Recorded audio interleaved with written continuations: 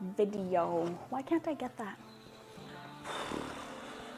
No, I'm gonna redo that. Hey everyone, Krissy here with 2 Sheep 1 Wheat, and today I have an overview and a review for you on 𝗦𝗨𝗕𝗦𝗢𝗡 with the expansion Curse of Amdiak. Let's get to it. So first I'm going to show you how you set up your player board. Now the player board are these 2 cards right here.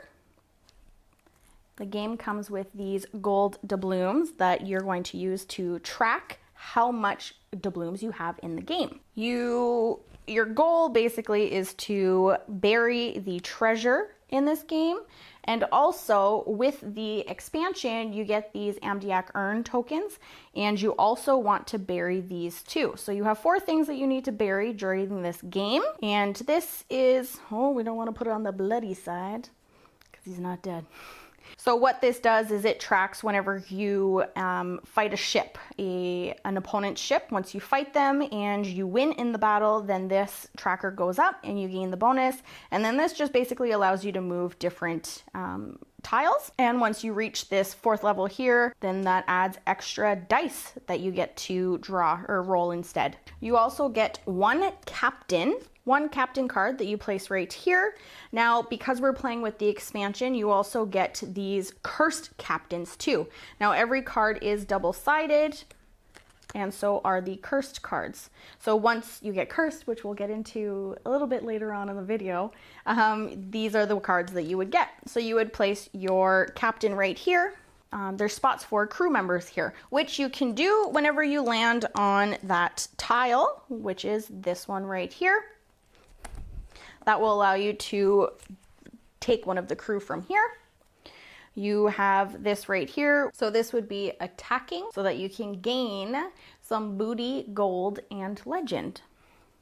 Then this one is a plunder, and this is this symbol right here. So once you're on one of these locations with this, that means that you can draw from the bag and take whatever cube you get that you can eventually sell at the market, which is this icon right here. This is trade.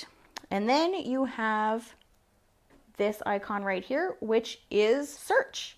And that would mean wherever you are, you can search one of these right here, and there's a little bit of a bonus on there for you. Now here's where your captain goes. This icon right here means that you can hide out, because once your turn ends, once you pass this over, all of these ships are coming for you, and you can hide out in one of these coves to protect you, except for this ghost ship here. That will not save you. You place one of your crew members right there, and you start off with 3. These add other benefits for you. Once you pass this over, you can add them wherever you want.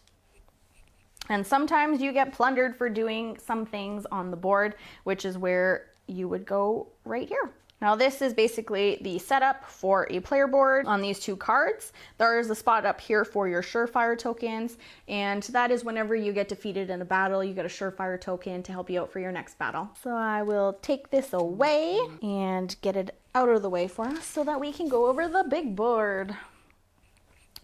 So now, with the expansion for Curse of Amdiak, you get these Ghost Wake tokens right here. So now whenever the ghost ship moves, anywhere it goes, then you will place one of these tokens wherever it moved from, just as an extra little bonus whenever you visit that token or that tile.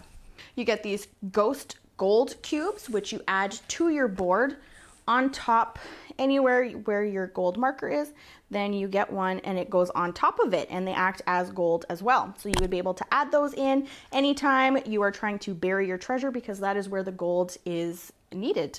Now, based on your player board, the amount of tiles that you're allowed to move is up to the number that you're allowed to move your ship, depending on where you want to go to on the board, for any of the benefits that you want, or for any of the buried treasure that you want to do. You can move up to that set a number, and those are right here.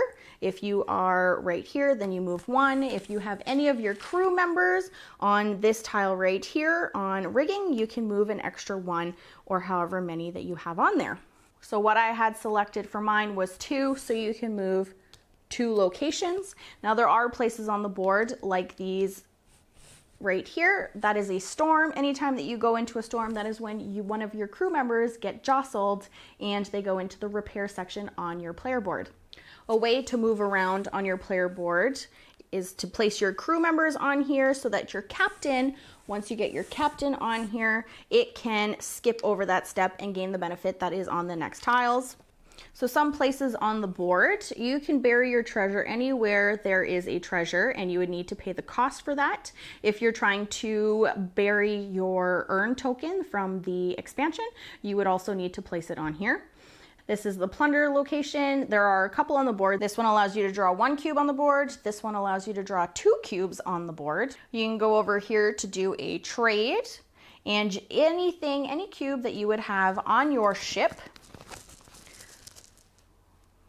Let's say we have coffee. Since I am on coffee, I would be able to trade only if that is what I selected on my player board. Would you be able to trade this for the cost right here in the market, which would be $3. Now, once you use that, then this one gets placed on the lowest number at the market. There are different tiles with the different goods on the cards. So the different goods, you can go there and you can trade them. There are some crew members that allow you to trade any of these 2 combinations for a set number of money. You do need to be on the spot with either one of the goods on the tile. So you can either be on this one for the poison here, or the medicine, whichever that is, or on the coffee right here. So as long as you're on one of those tiles, then you would be able to trade this in because you have that crew member. Otherwise, it is only the icon that is on that tile that you are on. When you're burying your earn token, like I said earlier, you don't bury them on these locations. This is for the buried treasure only. You have these cursed tiles right here from the expansion, and this is where it is. You would need to get rid of 2 of the cursed golds to be able to bury it on this tile right here.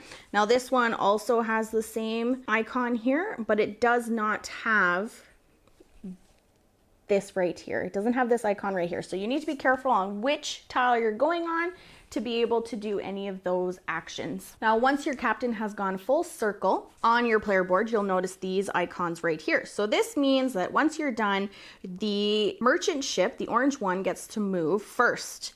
This right here will tell you it can move 1 spot. So it gets moved towards you 1 spot. So this green merchant ship would also move. So you want to make sure that they're pointing towards the port that they need to go to.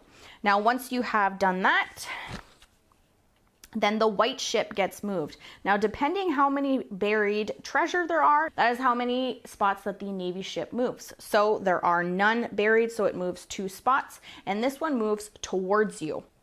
Now, if you move the navy ship into your tile, it will attack you, and you cannot defend it. It will always win. Your pirate ship is jostled, but instead of moving one of your crew members or your deckhands, all of them get jostled and placed over into repair section right here. All of them get jostled. That is the only time that the navy ship will attack you. You can move into a spot with it there and it will not attack you. You have the choice to attack it though. Now, attacking it depends on which location you are on, and that is how many dice that you can roll. So you would roll 2 dice, and any of your captain or crew cards is based on what happens. Now, if you win, it all depends on how many dice that you roll, because each ship that you are attacking, it will tell you up here how many hits that it is required to win. So that's what you're doing. You're rolling your dice, which it comes with 3 dice. So I only get 2 dice, so you would roll 2 dice, and it would be a 4 and a 2, so it would be 2 hits. So that would win this battle. Now, if you only got 1, let's say, and you didn't win, then you would get a surefire token, and you can use that to re-roll any of your dice for a later combat. Now, once you move the navy ship, then it is the ghost ship turn. The ghost ship moves 2 spots always towards the player. So this one would go 1, 2, and it would be here. Even if you are in a cove hiding out, your ship, the ghost ship, will still curse your ship. So you get jostled, you move one of your deckhands over into repair, you lose all of your cursed gold, and it goes onto the ghost ship. And now your captain is now cursed. So you would just replace it with the cursed one. Now, once your ship becomes cursed, whenever you go into a plunder, you can also gain 1 curse gold from the supply. Whenever you go into a cursed attack and you defeat another player, you can steal 1 of their gold from their gold track. Now, whenever you get to a spot where you can curse or crew up one of these, you get to select one of these skeleton crews. So those are what changes whenever your ship gets cursed. So that is basically how you play the game and how everything is set up. The game ends whenever you can bury 3 of your treasures and you can bury your urn. So once that is done, that is the player who wins the game. I've gotten this game in a couple of times. I have never played it solo, but I have played it at 2 players. It definitely works pretty well at 2 players. I feel like there would be a lot more interaction with other players if you were playing with the full 4.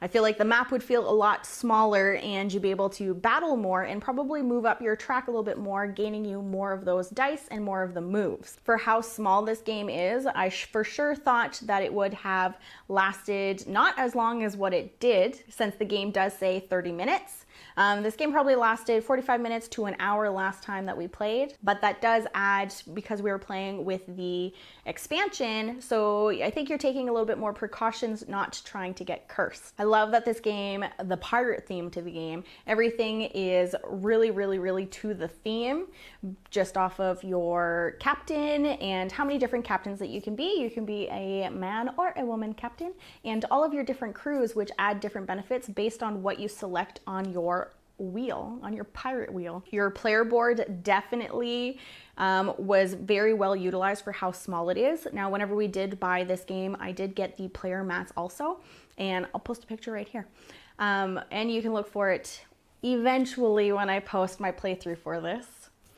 How neat the player mat is. It's probably something that I don't know, not that I enjoy the most, obviously, because the game was really fun as well, but something that I thought was definitely super neat and unique to this game is the cutout for all of these little tokens right here that goes around your wheel for all of the different options, actions that you can do for the game. So that was really neat. I did not show it for you this time because the board with the player mat, or not the player mat, the board mat for this game is quite large and I just didn't have the room for it. So, but I definitely thought that that was really neat. And as you can see right here, instead of having these 2 cards, it has just everything on the mat, and it's much more organized. Not organized because it's all pretty much the same, but I do like that the cards for your crew and for your captain is all down at the bottom, that you can see right here. It's all pretty neat. And I just noticed, because I haven't played this game solo, I just noticed that on the back side of the player cards here is the solo, which I thought was pretty neat.